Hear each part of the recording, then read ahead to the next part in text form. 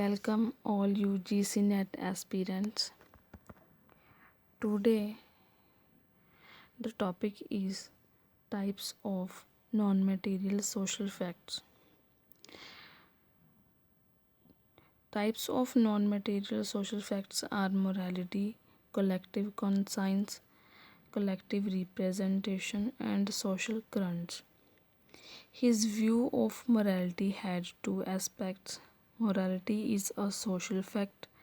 Morality can be empirically studied, is external to the individual, is cursive of individual, and is explained by social facts. Morality is intimately related to the social structure. Durkheim was a sociologist of morality because his studies were about the moral health of moral society. One of his associates wrote, "One will fail to understand his works if one does not take account of the fact that morality was their center and object." Society could not be immoral, but it could certainly lose its moral force if the collective interest became nothing but self interest. So he believed that society needs a strong common morality.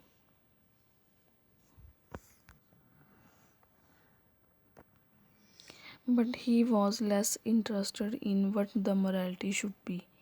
One thing that every human will always more, and that is one thing we cannot have. If society does not limit us, we will become slaves to have more and more. Durkheim said that individuals need morality and external control to be free. Collective conscience. In French, conscience means both consciousness and moral conscience.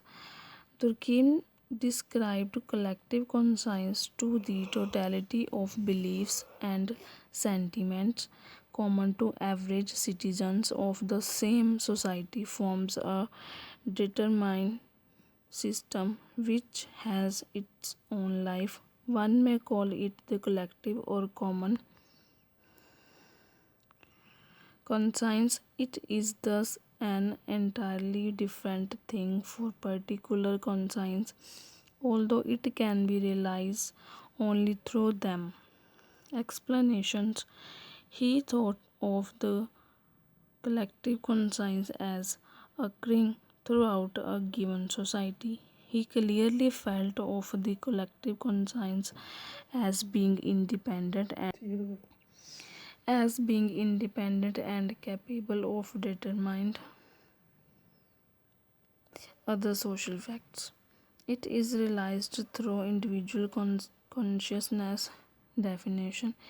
It refers to the general structures, shared understanding, norms, and beliefs, so it is all embracing and amorphous concept.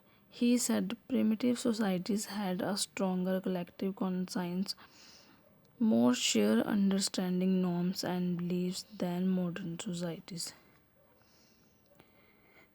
Collective representations. It is impossible to study directly collective conscience, so it must be approached through related material social facts. For example, he used the legal system to explain collective conscience. He used representation to refer to both a collective concept and a social force.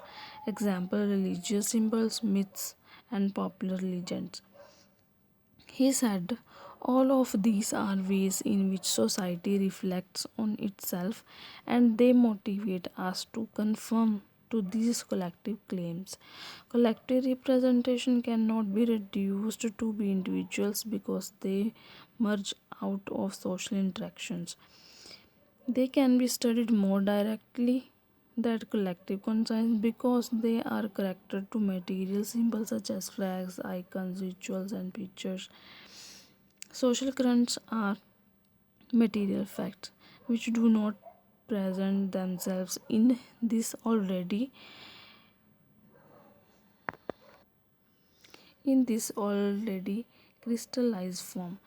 Example, the great waves of an enthusiasm, indignation, and pity in public gathering. Social currents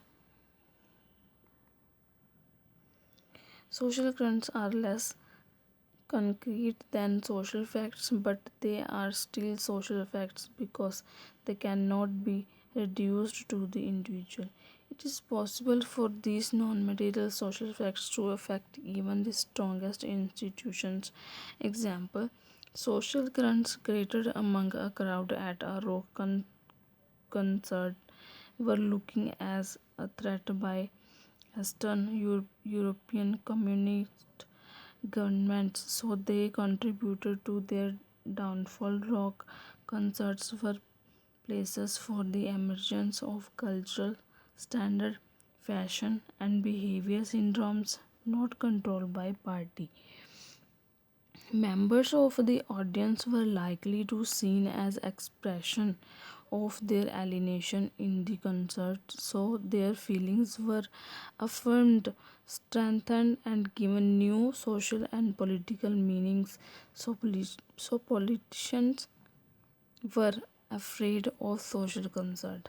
Many criticized Durkheim for having a group mind orientation because of having such a perspective, argue for non-material social facts and autonomous existence separate from actors. Social currents are set of meanings shared by the members of a collectivity, and they cannot be explained in terms of the mind of individual. Individuals contribute of social currents by becoming social and develop new interaction.